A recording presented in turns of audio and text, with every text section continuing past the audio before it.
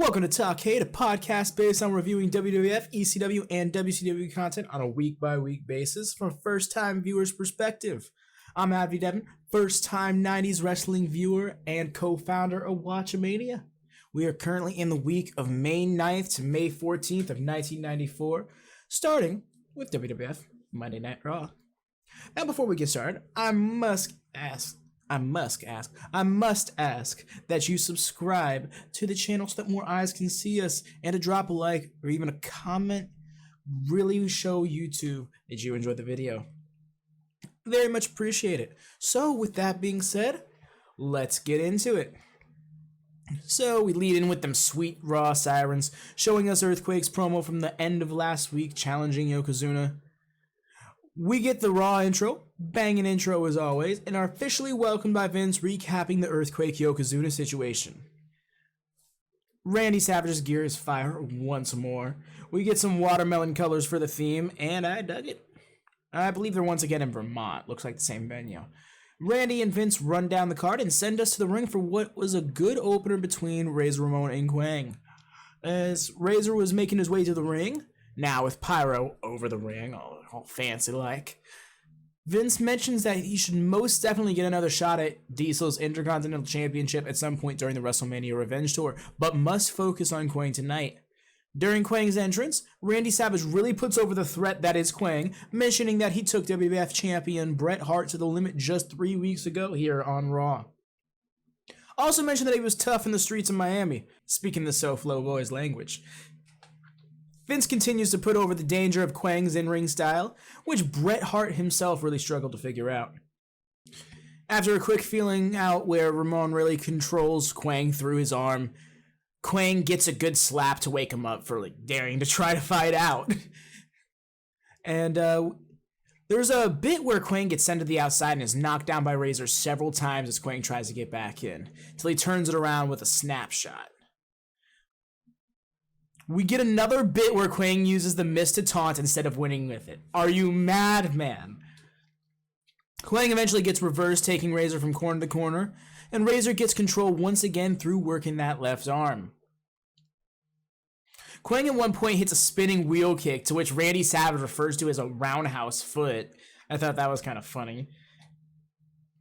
Vince soon after talks about how they'll be focusing less intimately on the action if it starts to get more ugly than it was already getting, as to respect a number of children watching with their families. Because a little bit of blood was involved or something like that. I say, nah, hit him with a crutch. Smack a table off their head. Eastern style. We go to break and come back to Razor, coming off the ropes, ducking another spinning back kick, and catching Kwang for, what was it? A rock bottom, hooked him full form and everything. Razor set up Kwang on the top rope, but got rocked with an elbow, and ended up getting a diving cross body. And it was interesting to see Kwang flying despite his size, because he's a larger dude. It was funny because at one point Kwang was being pulled up for the Razor's Edge, and they kind of fell over. I guess they just lost balance or something, but they reset the spot kind of organically, better than you'd expect most to. And they hit it proper for a win for Razor, and Razor's in the King of the Ring tournament. He joins IRS, who also qualified. So we're sent over to the King of the Ring port after an ICO Pro ad read with Todd Pettingill, who shows off his King of the Ring jacket. Neat.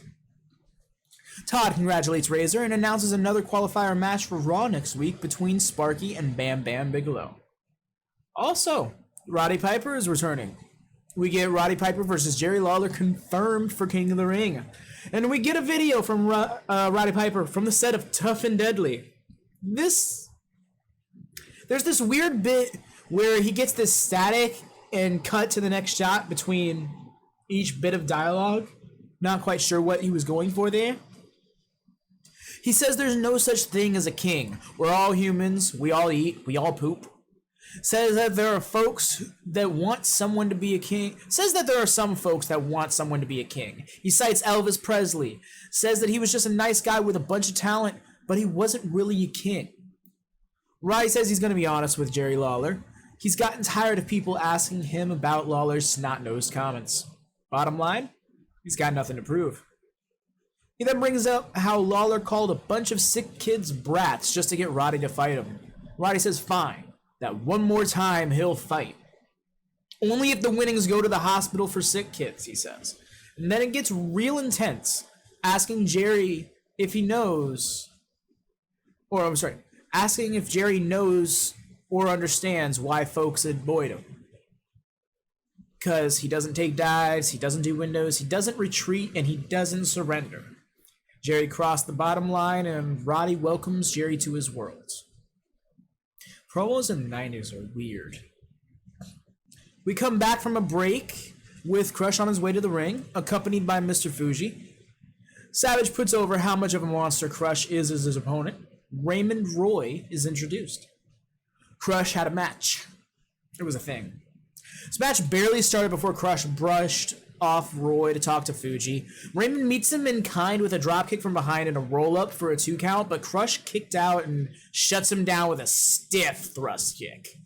Probably caught Roy flush as he sold on a delay for the rest of the match. Crush doing his odd martial arts poses did not cover up for it like he probably thought. Crush had some brooding offense for a good bit with a flurry of strikes, and at one point he military pressed Raymond for nearly 10 seconds before finally slamming him down. Personally found that a little impressive. Overhead presses are hard. Sets up for a heart punch, to which Crush lands flush on Roy and strolls around Roy for the cover and covers him with a single fist for the win. Crush the Hawaiian waves the Japanese flag as Vince mentions that Crush will meet Lex Luger on the WrestleMania Revenge Tour at some point. We then cut to a video package advertising several venues for said tour, leading with Crush versus Lex Luger on the Saturday in Anaheim. Neat, guess that's happening. Fitz might have not have known that was going to get aired that soon. So after that video package concludes, we come back to Duke the Dumpster Drossy? I'm not sure. No obstacle will hold him back, no matter how wide, high, or deep it is, and climbing to the top of the WWF. Cringe dialogue, I must say. All of this being said, while a very cheesy graphic comes up of a trash can of the WWF logo on it, it falls over, it has a bunch of green bits fall out and form his name. It was so early 90s editing software, and honestly, I ironically appreciated it. He tells us not to touch that dial because he's coming soon. I'm so old, I know what touch that dial means. I lived in a period where I was doing the dial thing for my parents. Oh man. To think that people this day don't even know that was a thing. So we return from break to a recap from last week's WWF Superstars where Jerry Lawler and Dink had a segment. Vince spoke over the situation as Jerry was taking jabs at Dink, and it was noted that Doink was allegedly on vacation, so when Doink's music hit, Jerry was surprised. Jerry started backing off as Doink pulled out some pies and taunted him with it, but Doink decided to smash Dink with them instead. Doink heel turn? I think not, or rather, I did think that until I realized that's not what was going on here, as I was literally rambling on to try and justify a heel turn on stream, being like, they must have realized Doink at Sports Mall event wasn't exactly working, but then Doink revealed himself to be Jeff Jarrett in disguise, just as chat pointed out that it was a fake Doink. We come back to Doink and Dink heading down to the ring for Doink's match with Mike Terrace, and Randy Savage says, Double J's a double bully. And Vince says, indeed. What does that even mean? What does that even mean? Doing pranks. Doink pranks folks at ringside for a little too long just before finally getting into the ring. Like, it really was probably just killing time or something. According to Vince, Double J says he wants to use us and the WWF to become the biggest thing to ever hit country music. Randy Savage was apparently hanging out with Charlie Daniels' band, and they never heard Jeff Jarrett sing, nor wanted to. Oddly, Vince defends it a bit, albeit acknowledging that no one's ever heard Jarrett sing. Suggests that maybe after they have a match, possibly at some time during the Revenge Tour, Double J will sing a bit. Terrace is getting pissy with Doink in the ring as the match is getting started and charges Doink only to get swept by his foot high into the air. Honestly, it was a funny looking sweep. I got a good laugh out of it. Dink gets in and up on the second rope to start messing with Terrace, who gets in Dink's face to bitch him out for it. The ref looks at him and just let it be. Like, another person's in the ring, and it's just like Doink gets behind him on all fours for a push and fall spot, and Dink actually gives him a push, like a bit of an a bit of an eye poke beforehand. And it's like, how did the ref not see that? The thing is, he did. He was looking at him blatantly when it happened. Like, right at this point is when Jeff Jarrett called in. And we'll get to that in a second. But ref, he's not in the match, and he just did an illegal maneuver to someone who is. Why is that okay? Like, unfortunately, the match should have been called like a shoot right there, and it should have just been thrown out because the ref just looked right at him. But I'm sure they looked at it like, oh, it's just a kid getting in the ring. He's just having fun with his pops. So, Jeff Jarrett's calling in not 10 seconds after Vince and Randy finally stopped talking about him, and Jeff Jarrett starts whining that he's talking to the two most biased commentators out there. And I feel like this is the 1994 version of vanity searching, because like he's looking for people to be talking about him and then starts bitching the second they aren't. I love, like, he was literally all they've been talking about, and he picked out the one comment Randy made about Doink during it, and that was that he's a good technical wrestler, and apparently it's the second biggest joke he's heard in a long time. Cool. Jeff Jarrett says the biggest joke, however, he's seen is Dink after what he did to him on Superstars. Got him. Says that he who laughs last laughs best. After some more antics by Dink, this poor lad who's just trying to do a wrestle in Mike Terrace goes for a test of strength with Doink, trying to get the thing back on track. Randy and Jerry are still going at it over the phone, and Jerry says that he's got a good joke in store for the WrestleMania Revenge Tour. Doink takes it home as Vince thanks Jarrett for his call-in, finishing it with a dive seating senton, and we get a literal whoopee cushion sound effect as he lands. What? Literally, just like that's right up there with Braun getting the choo-choo trains in 2021. So we get a video package of Earthquake reading a synopsis of his admittedly impressive sumo history, albeit in a very monotone voice. Otherwise, was just pretty brief. And we're back from break with Jerry Lawler and the King's Court. He acknowledges Roddy's remarks, saying that he only wished that Roddy had the guts to come out and be a guest on the King's Court. Takes a cheap shot at Roddy Piper's movies and moves on to puffing up Yokozuna as he introduces him. Calls him a martial arts master and a master of sumo wrestling. Yeah, right. As they all get into position in the ring, Jerry Lawler starts off by asking Jim Cornette if he saw Earthquake's pictures. Jim takes way too long to get to his point, but essentially says that Earthquake represents the past and Yokozuna represents the present. He says that to Yokozuna, Earthquake just represents the typical American, the armchair quarterback that sits at home every Sunday watching football saying, I'm better than that guy, when the only pigskin they've ever touched is the pork rinds. They're slamming down their 2 gallons of beer saying, yeah, I can play football, I can do this. I'm not a fan of Jim, but like that specific bit of dialogue was gold, and I had to make sure to include it. So, says that Earthquake is a man that talks about what he can do, but Yokozuna is the man that shows what he can do. Jim mentions he's bilingual. Not only does he speak Japanese, but he speaks English as well. Got me too. He asks if he even know what the word Yokozuna means. He mentions that in royalty, a king is the highest form of that, and clarifies that in sumo wrestling, a Yokozuna is the highest form of a sumo competitor. That's how Yokozuna earned his name, by being the grand champion of sumo. Rambles in accepting the challenge, saying it would be pointless to, but they will, as it's a foregone conclusion. Jim continues on one step further and challenges Earthquake to a sumo match, antagonizing him in the process for next week. Vince starts audibly frothing at the mouth over commentary at the concept of a WWF Super match. Can we get Nikolai Volkov back? I like that better. We go to this Ishii levels of no-neck fella in the park, and he talks about being on a job and digging a trench 6 feet wide, 5 feet deep. Later on, coming back from lunch, he hears screaming from the trench. He runs over, thinking someone's hurt, but comes to instead find him freaking out over the Undertaker being there, asleep, in the trench. They back up a bit as Taker just gets up, leaving and disappearing into the woods. Wild. Why is the Undertaker like this? He lives the strangest day-to-day life I've literally ever heard anybody live. We return to the ring with Oscar of MOM. I forgot what they stands for. Mom. Yeah. Oscar's wrapping Mable down to the ring.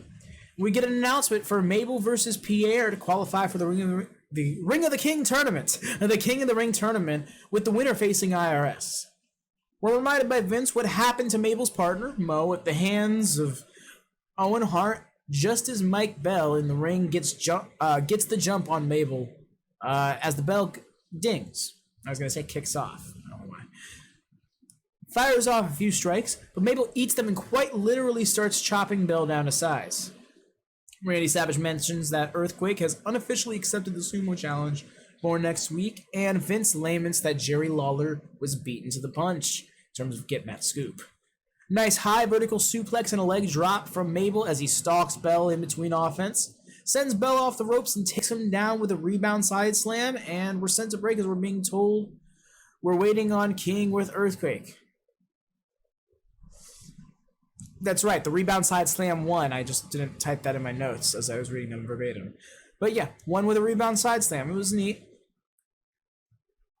So, King is caught up with Earthquake in the back and says he's only got one question for him. Is he nuts? Earthquake starts going off, exclaiming he accepts Yokozuna's challenge and that they're both going to determine who's the biggest man in the WWF as we close out. And so, this was an alright show. The Razor match was nice, but between Crush and Doink, who are both still riding the lows from their feud together from over a year ago at this point, and that energy dragged this episode down for me. Honestly, I miss babyface Crush, which feels crazy to say in hindsight. Crush it, bruh. But, onward to ECW. And so we get a brief recap of both Terry Funk's promo and Paulie's promo from the previous week as we lead into a hard cut of Paulie welcoming us to the show, catching us up to speed about the story regarding Terry Funk and Bobby Eaton. He's speaking a mile a minute, zooming through everything until he finally comes back around to some line about setting Eaton up with Terry Funk's daughters. As Paulie is talking down about them, Terry Funk walks into shot, causing Paulie to stop dead in his tracks. Terry gets up in his face, telling Paulie to never make a snide remark about his daughters again. Paulie gets slapped in the face as he tries excusing it for a joke. Terry says that he's not crapping around with Paul and tells him to leave his family out of this. He reiterates himself and questions if Paul understands him, to which Paul agrees as we fade into the intro. This is where we got the intro, not before. My bad. Terry's dialogue is the most threatening, non-threatening antagonism I've ever heard out of a heated individual in any environment. I'm here for it. I can't help but want to laugh at his words while also fearing the potential of his actions. So as a heavy metal theme this week, only like 30 seconds as opposed to 2 minutes, Joey Styles welcomes us and explains to us the segment from earlier in the day that we just watched. Thanks, Joey. He mentions that chances are Paulie's fragile ego won't let that slide. Joey starts getting into plugging Saturday's When Worlds Collide main event when Paulie appears reaching over the desk and grabbing Joey by the collar.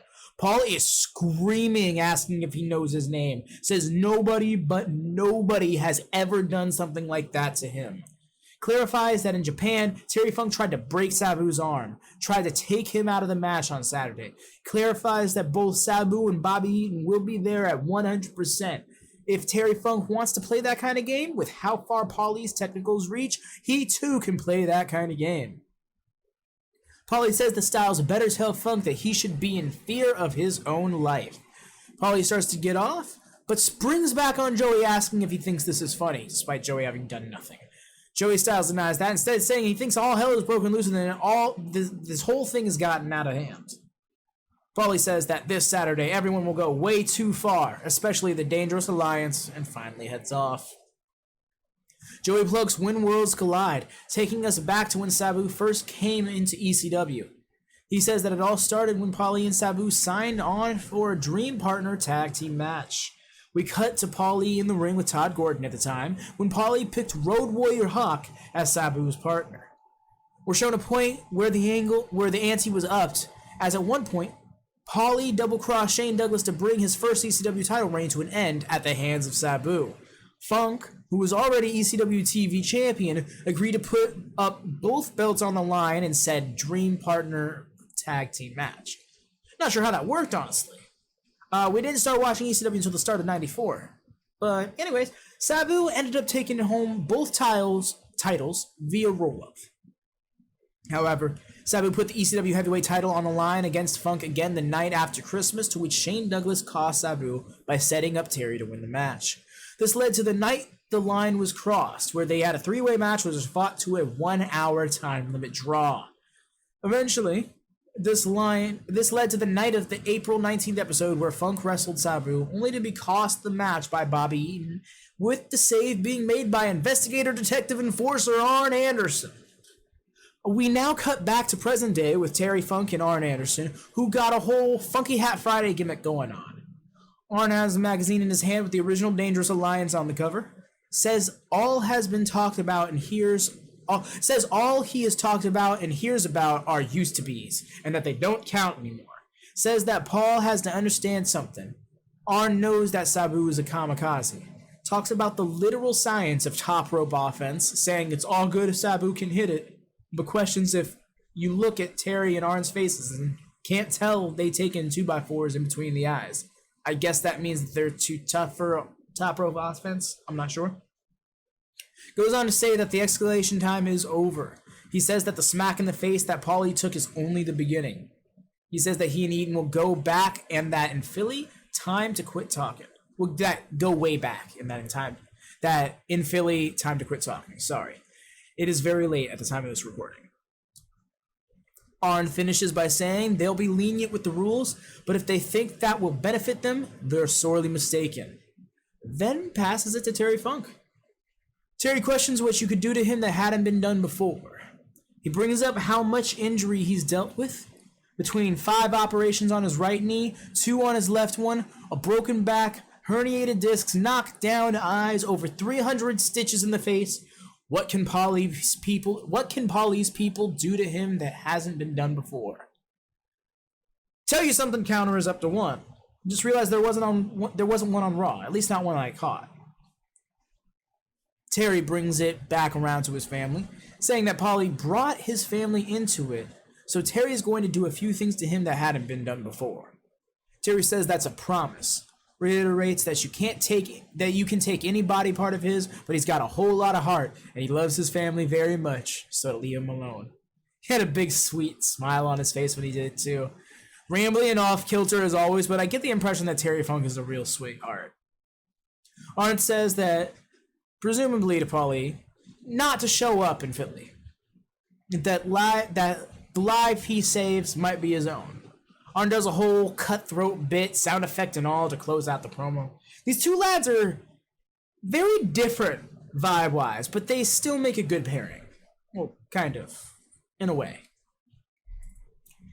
So we get the Worlds Collide rundown. We jump back to Joey Styles, who talks up the importance of the match before sending us down to Matty in the house, who gets obnoxiously hype about the card in only a way he does. We then get this 12-second guitar riff looped over and over as the previously announced matches are listed off.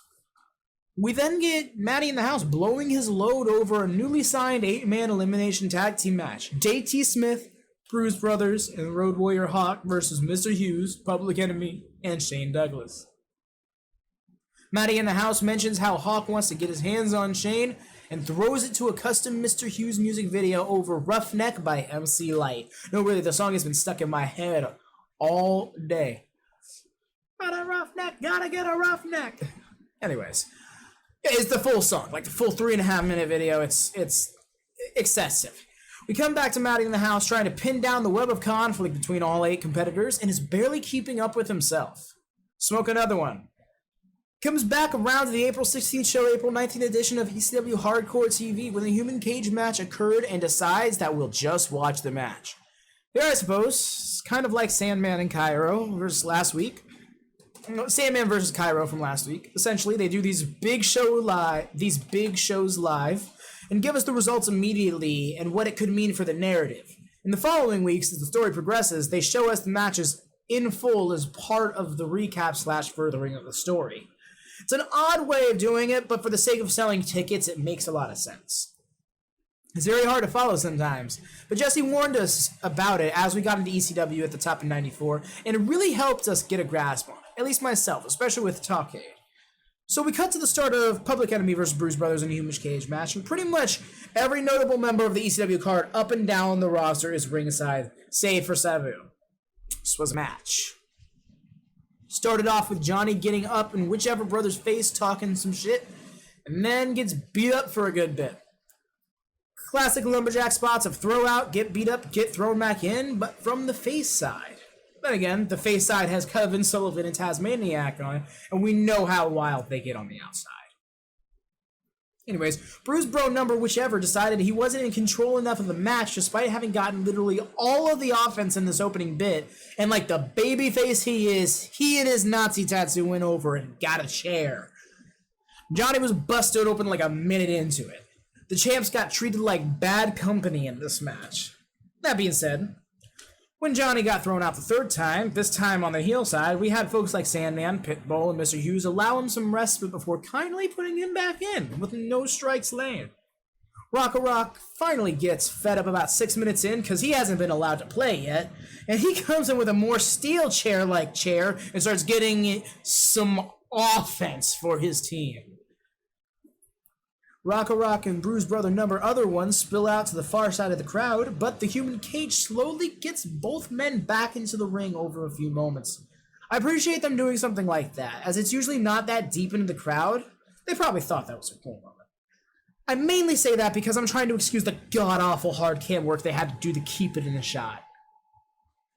Kevin Sullivan distracted Rock at one point, and that pretty much set him up to take the double big boot from Nazi D and Nazi Dunn. Now, this next bit is the part that I was watching for this whole match, Mr. Hughes' intervention. Specifically, his motive. When we initially saw this on the April 19th edition of the show, Joey Styles said, Mr. Hughes gets in the ring for some reason and starts attacking the Bruise Brothers, or something to that degree. For some reason. So what this told me was, there was a reason, but we don't know. Joey eventually insinuated he was paid off to get involved like that, but unless Rock was on the outside and paid him right then and there, that just feels like a Joey Styles excuse for the whole thing because there was no reason. So, about 5 seconds after the double boot, Mr. Hughes comes in with a chair and for no reason lays out one of the Bruise Brothers, which allowed Grunge to flip over the cover on whichever the fuck got the win, defended the titles. Nice. And as is tradition, the Lumberjacks all start fighting each other as Mr. Hughes gets in and starts scrapping with the other brother. Eventually, the first brother gets back up and they start beating down Mr. Hughes. What's weird to me is this as a team of babyfaces absolutely beating the hell out of Hughes. Like, I get it, cost us the titles. Yeah, the double boot made that point. The chair shots after, the elbow drop and stomps after, the assisted pile driver after, the beating him down the ramp through the curtain after. But y'all are babyfaces. And I know, ECW still doesn't make this any less jarring from a wrestling psychology perspective. Like, you hear in modern day as a heel-centric crowd being Bizarro Land, but that is ECW. Chaos is law. Brutality is order. Savagery is customary. So, know that I understand this to be ECW's normal, but I don't see me ever getting used to it. So we get a full recap at the end of last week's episode where Taz and Jason had... a full recap of the end of last week's episode, rather, where Taz and Jason had their little standoff before Tasmaniac got a mouthful of cheek. We cut to Joey asking how Jason felt about what happened between him and Tasmaniac. Jason is wearing a god-awful mustard yellow suit jacket. He puts that off and instead plugs Rockin' Rebel versus Tommy Dreamer, and his delivery made me want to see the match less. He also states that Mr. Hughes will make sure not to get eliminated in the 8-man tag team elimination match. Asks Styles how he likes that. Jason then addresses Joey's question with major revisionist history and straight up ignores Styles as he exclaims what actually happened to address Tasmaniac. Reiterates the bit about rubbing Taz's nose in his mistakes. Jason hurts. His cadence, his delivery, his body language, his selling, it's all painful. He did this pose at one point and touched the underneath of his chin. Then unconvincingly grabbed at his cheek as if touching his throat flared up his cheek soreness. Also, it felt like Jason's bit and Joey's bit were recorded separately and they were edited to play off of one another. The way they went back and forth gave me that impression because like it didn't seem like they were having the same conversation. So we take a break and come back to Kevin Sullivan and Woman coming down to the ring. Confused at first, Styles clarifies that the match was recorded several weeks prior and insists we keep our attention on Woman. So the match starts, and Kevin Sullivan bum rushes Donny Allen, his opponent, a flurry of offense in the corner, and then eventually throw him outside, presumably to go out and do Kevin Sullivan things. However, Woman beats him to the punch and the kick, and just about any of the strikes she can throw at a prone man. The ref made sure she could get it into her licks by holding back Sullivan, the whole can't let you pursue your opponent to the outside bit. But Kevin finally makes his way out there, because the ref gave up, and to pick the scraps. Throws Allen into the barricade, throwing a chair at him, throwing a table onto him, not a pro wrestling table either, a restaurant two-top, slams it onto him, then sets it up, scoop slam him onto the table, here's your appetizer. Brought him into the ring to play with his food a little bit more, but Sullivan gets the win with a standing double stomp after an onslaught. Shit, with the way he beat the fuck out of him, he could have flicked his pinky and got a 3 count. We get a rundown for the mixed tag. I gotta say, Kevin Sullivan has become one of my favorites in ECW because he just shows up, wrecks shit, leaves. Like in the most ECW way. Like I can't think of anybody who's more ECW as I've come to know it through history than what I'm seeing from Kevin Sullivan right now. So after the match, Woman gets in a few more kicks to Donny to the ring, and we cut back to Joey Styles in the Eagle Nest. He talks about how Woman is among one of the most vicious in ECW. Then takes us back to November to Remember 93, where Tommy Cairo and Kevin Sullivan had a shoot fight, or rather, a shoot-'em match from the seams of it. Woman cost Cairo that match by beating him unconscious with a weapon mid-match. We get a rundown for the mixed tag team match once more, and we cut back to Cairo and Peaches on the outside on a totally different day in totally not the same clothes. Honestly, it was just a shitty synopsis of their promo from last week, reiterating the main lines in the kind of rushed manner. Well, Peaches says she's going to give Woman an enema ECW style. I think it could have been cut and been fine, but it was like 30 seconds, so it didn't really hurt. Plus, the chat really liked that line from Peaches. It was too absurd to not laugh at. We return from another break to Paulie and 911 hanging outside at night in a presumably shady area, as Paulie is double-checking with 911 if he's safe in said area. Doing stereotypical poses, you know, dumb shit. Asking if he's dressed right. Says he played all the right music on the way here. Paulie is dressed in a backwards cap, some 90s aviator-looking glasses, and an NBA jersey. On backwards, I'm pretty sure. As he's talking, he trips over some spaced-out guy he seems to recognize vaguely as a wrestler from the Armory or something, but makes his way up to the bouncer, who is this skinny fella in a Public Enemy jersey, worn in the right direction. The guy says, "Who may I ask is calling?" to Paulie's face with an aggressive body language in a less convincing manner than I just did. Was pretty odd, especially because he was kind of smiling the whole time. He was just like, even when 911 grabbed him by the throat. And 911 used some intimidation tactics to go through the chain of command to Public Enemy, and they make this poor man say that Paulie looks good while they wait for Rock and Grunge to come out. As they catch up, Paulie asks if he looks good or not, doing the serve arm cross thing, yep. And Rock looks befuddled, absolutely dumbfounded at what he's wearing. Paulie says that he needs to talk to them and that there are 2 guys to help solve his problem. Johnny Grunge says that they're the 2 guys that are the tag team champions. You are correct, sir. It was very odd, out of line, but I would not be surprised if they were inebriated at the time of this conversation. In character, I mean. I mean, out of character, it's not improbable, but I'm not going to go there.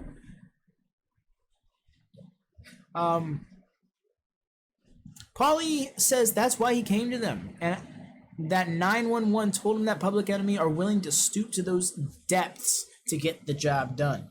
Rocco says that they can take care of anything. Money talks. Paulie can barely say he's got the money for it before Johnny cuts him off and tells him, quit scratching the raccoon on its bottom. What's the problem? Paulie says Terry Funk, saying that Terry Funk put his hands on him. Holy shit. Paulie putting a hit out on Terry for slapping him? That's hard fucking core. They're told to get all the fingers. All 10. Grunge asks how much money, and Paulie whispers it in his ear. Grunge howls, and he and Rocco turn to the camera and immediately start cutting a promo on Terry. Rocco says that the only thing he loves more than his own mother is money. Terry Funk is in trouble, boy. Big trouble this time. For some reason, Paulie mentioned Bad Company, and they both started going off on those two. Though they aren't so bad company now, huh? They run down Tasmaniac and Sullivan as well to put over how they became tag champs. We learn of Paulie's father, the lawyer Tricky Dicky Dangerously. Paulie wants Public Enemy to do something so vile they get locked up for it. Says he got the bail money and shows it, and Grunge immediately pockets it before Paulie even realizes it was out of his hand. Wants them to get vile, and says that he only wants them to teach him one thing. The step. So Public Enemy gets lost in that as Paulie moves in on the camera and starts up on Arn Anderson, threatening that Bobby Eaton is going to cost Arn a PPV payday, with Slamboree being the week after when worlds collide. Then just says that Sabu will beat Terry in the center of that ring. He says that once Public Enemy are through with him, he'll be funked. Public Enemy stopped doing the step to start looking serious and angry behind Paulie, and said that the show closed out. Oh yeah, and the show closed out after he said that. It was quite the show, to say the least. And it was better than last week. I like this ending segment because even with the hokiness of it all, I think it was zany fun for what it was. One thing I will say, though, I found it funny that he's talking all that shit to Arn about causing him a pay-per-view payday when Arn isn't on the Slamboree card, but Terry Funk is. When he's just like, Terry Funk will just beat you. Well, on to a 2-hour WCW. Leading in off the intro, they recap the situation between Flair and Steamboat from Spring Stampede up until now. Gene officially welcomes us to the show and brings on Nick Bockwinkel, who more or less says that the only reason this match is happening is because Flair effectively gave up the title. Gene reminds us that the winner will be facing Parker's mystery stud 8 nights from this point at Stampede, and we get the show underway. So, Rick Rude's music hit, and he doesn't have his belt as he comes out. Rude is rough in this quick enhancement match with Mark Starr. This is probably the scrappiest I've ever seen Rick Rude. I guess Bob and Mark Starr know some people. Out here having matches with world champions every other week. The Starr family got connections. No, I'm not sure if Bob Starr and Mark Starr are actually related, but the coincidence here is too hilarious to me to not make fun of. So, yeah, the match. Rude is wrestling Vader's style. He's even no-selling like him. At one point, Mark unloads a dozen slaps on Rude, who, unfazed, cold cocks him with a right hand. Straight up stole Bunkhouse's finish. And B-Bad's finish. He drops him with a pile driver mid-match, shouting, "Come on, Vader!" as he shouting that throughout the match, rather. Sorry. The intensity on his face says that this is a man with renewed fire. Rick Rude wants to fight Vader. This is honestly the most interesting program to me on WCW right now. This match is going to rule. Rick Rude is still Rick Rude, though. Hits a belly-to-belly and gives up a cover afterwards just to flex. Decides he's done playing with his food, and Rude awakening for the win. Rick Rude makes sure to sit on Starr's face for the win. It's yeah, was the thing. Straight up teabagged him for the win. Gene welcomes Rude into the main set post-match, and now Rude has the belt. Did he forget it in his entrance or something? Rude talks about how he was riding high in January, shot down in May, being screwed over thrice by WCW, Sting, and Vader, respectively. With impassioned similes listed off, Rude claims that in the city of brotherly love, it's evil versus evil. Good stuff. So poetic are his promos. Rick Rude and Shane Douglas, like, these are the guys to model your promo gang after, I tell you what. So we come back from a break to Tony, Bobby, and Gene on the main set, and Tony informs us that Dave Sullivan has been injured in the dressing room and was supposed to compete later on in the program. Gene tells us that he'll be talking to the Nasty Boys later on this evening, and he has a surprise that he has a feeling they won't like. Bobby and Gene bicker as Tony sends us up the ramp to Knobs and Sag's entrance. And during their entrance, they both really lean into it being them who attacked Dave in the back by speaking up to the camera up close. And Tony's quick to clarify that for us on commentary. This crowd hazes the Nasty Boys, which is legitimately the most interesting part of this match. I sometimes forget how unnecessarily rough they both are. Knobs clobbers Quinn Nash and throws him around quite a bit. Tags and Sags, who lays in a gnarly knee drop. There was no working, just a knee dropped on Quinn's head. Brad Anderson gets tagged in, and man, was that a mistake. Got a soup slam and a diving elbow drop combo, and the Nasty Boys won. Sags says that they're stuffing their fat faces with victories and success, and it tastes so good. Okay, for those who will get it, Jerry Sags looks like Raccoon after he got his armor blown off on Namek. Just saying. That's the impression I get from him, especially in this promo segment specifically. Sags continues on, saying there's been a lot of accidents lately in the WCW. Poor Cactus Jack fell off a 7-foot stage and kissed a shovel. That was a savage line, I'm not gonna lie. Sags continue, wrong thing. And that Dave Sullivan slipped on a bar of soap and hurt his knee. That was just a try. Can't even say you beat his ass. Knobs takes over, saying they're going to Slamboree and they don't have any opponents. Starts listing off legends they could face, including Chief Jay Strongbow. Found that interesting, because, you know, the whole thing was Tatanka over on WWF. Gene informs them that they do, in fact, have to defend their titles at Slamboree in a Philadelphia Brown Street bully match, I think I got that right, against Kevin Sullivan and another partner. The Nasty Boys start freaking out to the point that Gene straight up yells at them to shut up. I popped. I thought it was great. He goes on to say that there will be a special guest referee in the form of hockey star David Schultz, and the Nasty Boys storm off in a huff as we're sent to break. And during the Control Center segment between breaks, we get a full rundown of Slamboree, stopping at the U.S. title match to hear from both champion and challenger. We get Steve Austin and Colonel Parker, with the latter getting Johnny's name all mixed up. Says that Parker has taken care... Austin says that Parker has taken care of all the red tape and alludes to a new finisher, the Hollywood's Vine. Let's see it. Over to Johnny, who seems more excited about the match being in Philly than the title match itself. Johnny says that Austin will learn that it'll be a good day to be a bad man. Very cookie-cutter babyface promo. With his catchphrase and everything. Honestly, I think Johnny needs more mic time. He needs to get more reps in. He's a bit too characterful for his own good, but that might be more of a product of the time than on him or even the management all that much. His only story in the year and a half we've been watching has been a feud with Max Payne that was kind of unanimously hated. So we're down to ringside for Dustin Rhodes' entrance, who's coming out for a match with a masked wrestler named The Shadow. If that ain't the most template masked wrestler name and shtick I've ever seen. Dustin gets his usual longer than it needs to be enhancement match. Heenan is funny on commentary this one. He goes, I know who the Shadow is. And Tony bites, and Heenan is just like, it's the guy in the mask. And Tony falls silent and just yells, I'm never gonna fall for that again. The interaction was fun. It was a great delivery by both guys. At this point, if you've seen one Dustin Rhodes match, you've seen them all.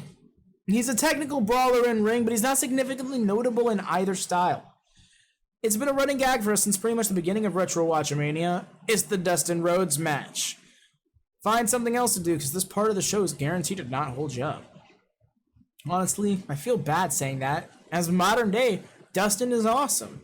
Much better than he was at this point. And at this point, Dustin just kind of feels like he's finding his character. Hell, for like 3 weeks in mid-93, he was doing an impersonation of his father, trying to literally be Dustin Rhodes Jr.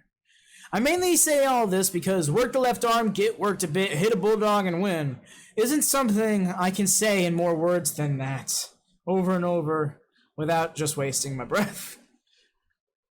Here's the hoping the Bull Rope match is more eventful and different from the Bunkhouse match, because the Bunkhouse match was just a no-holds-barred match with a different name. We get some replays of the match and jump over to Gene at the main set, calling over Dustin after he gets his match. Dustin lays out Bunkhouse's arrival up until this point, covering the match at String Stampede. I tried to commit to it and I couldn't even do it that right. At String Stampede. I'm not even going to try again.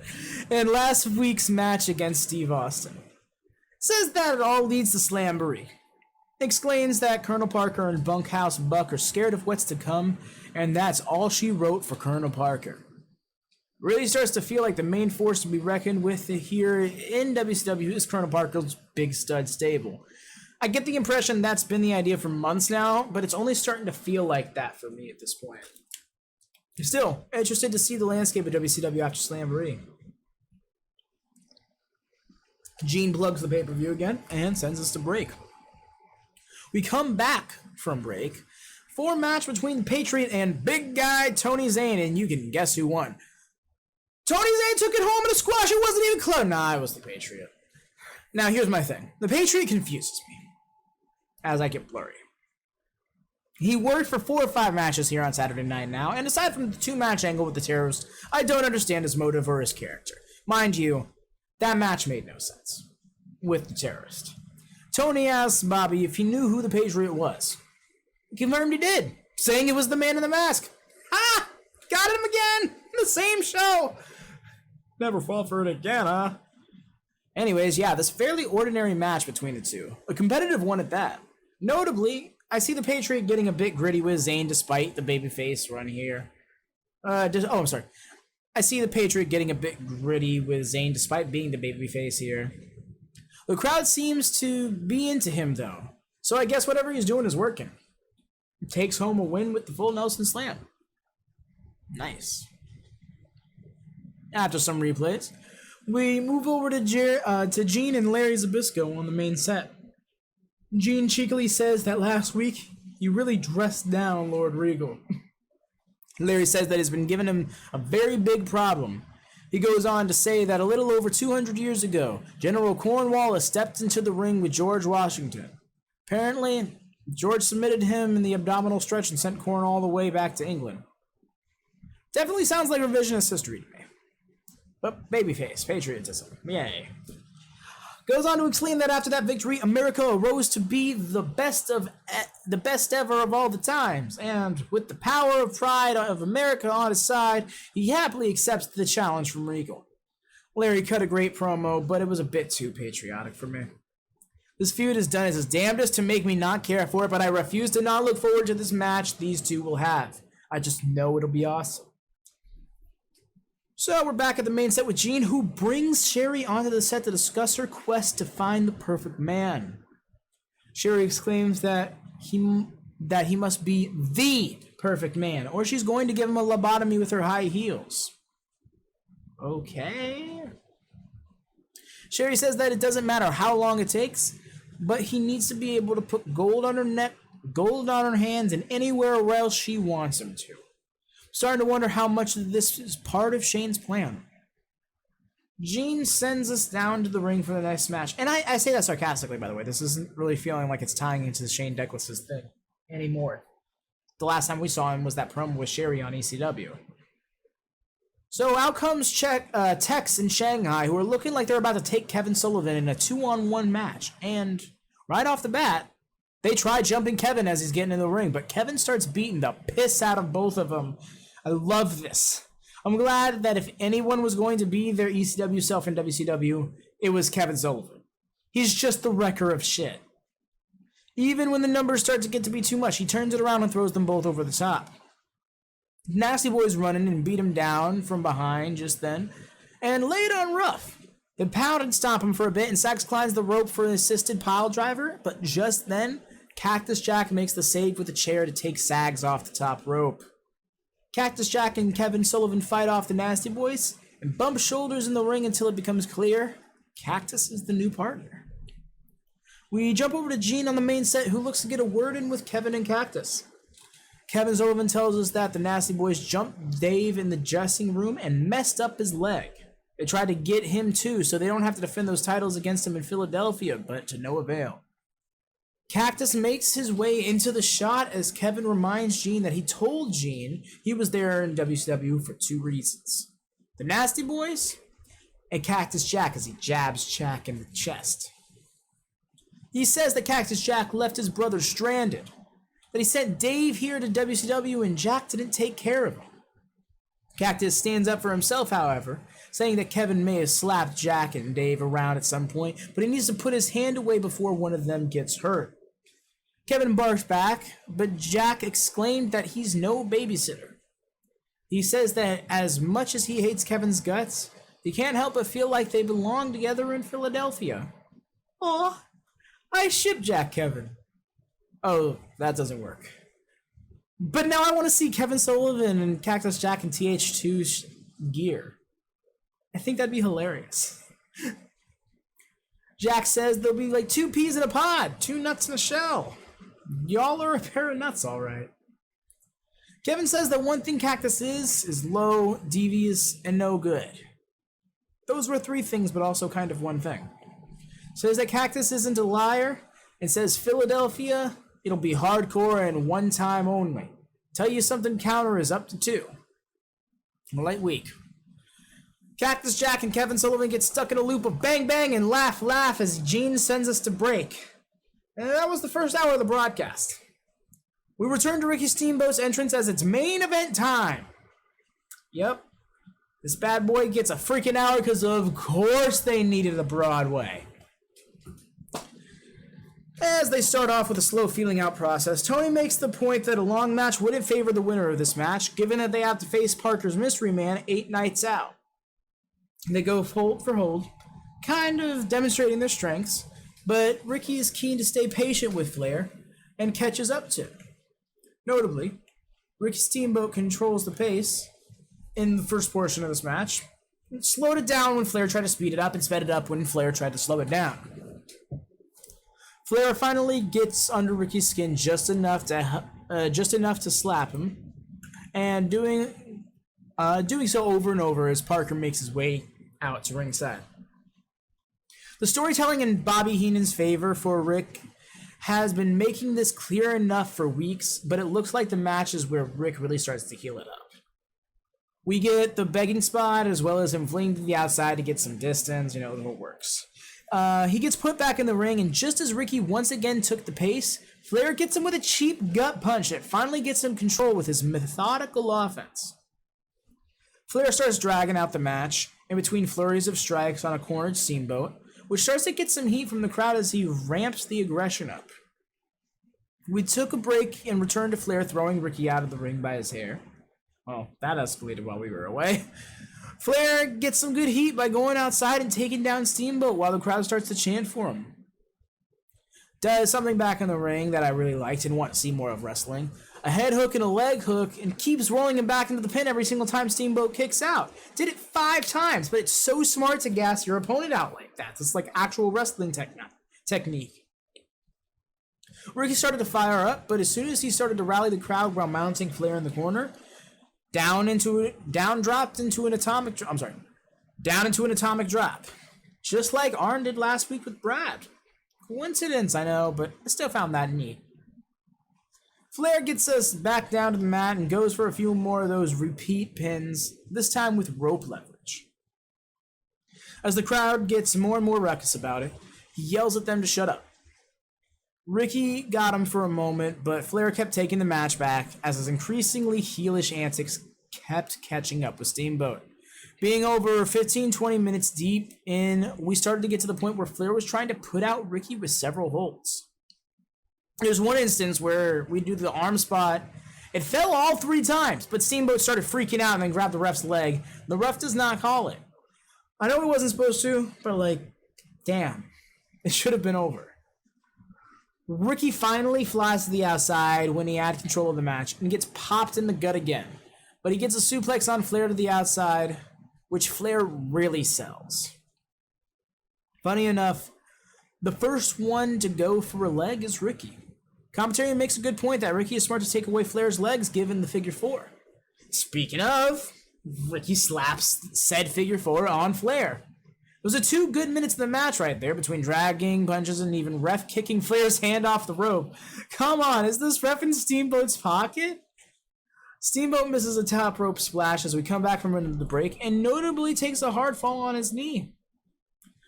Ric Flair does this funny spot where he does a double stomp on Steamboat and fucks up both his knees, so he does this little penguin hop out of pain. Eventually, though, gets the figure 4 and is using the ropes for leverage. Takes way too long for the ref to notice, but he eventually catches Flair and breaks up the hold. Flair almost went to the well too many times. Gotta say, I don't think I've ever seen a one-on-one match with 2 superplexes in it and to the same person, no less, but props to them both for being willing. Steamboat goes for several diving moves in succession, but the 3rd time also takes out the ref with said crossbody. We get a visual pin where Steamboat counts his own 3, but eventually get up. We get a flurry of 2 counts to really start leading us down the home stretch, and we finally end on what looked like a botch. Rick goes running off the ropes, and it looks like Steamboat was going up for a leapfrog, but gets shoulder checked in midair. He starts reeling, holding his midsection, and after the ref checks on him, Rick makes a cover and wins after a delay. The TBS logo came up like 10 seconds before the end of the match, so I got the impression that they were told to take it home because like it's a few minutes out from the top of the hour or something like that. And after the replays of the match, we go over to Colonel Parker on the main set. Parker says Ric Flair is definitely a styler and a profiler, but his ignorance knows no bounds. That he sold millions for $100,000 in a wore-out suitcase. Invites Flair into the shot. Flair says that he always tries to deal with the issues at hand, says that he can deal with this one, and gives the crowd a look at all the money in the suitcase. Then drops Colonel Parker with a right hand, win back over the crowd as he walks out with the money. And Gene signs us off for the evening. This WCW is alright. I gotta say, 2 hours really sucked. I like the 1 hour ones better. It felt like it dragged, especially because you made this 1 hour match out of what could have been a 15-minute one. But we gotta be epic, right? You know, so it was nice. If I had to pick my favorite show of the week, it'd probably still be ECW. I don't know. Anyways, I hope you enjoyed this week's Talkkcade, y'all. I do apologize for the delay. I do apologize for the hold-up. I do apologize for the shift of format mid-podcast as I was doing a bit of play-by-play, but then I started trying to get into a more review manner. And it's really hard to find a balance between the two that works, both for people who are watching what we're reviewing and for people who aren't. So yes. Thank you all again. Do like the video if you haven't already. Do subscribe if you have not already. That'd be so helpful.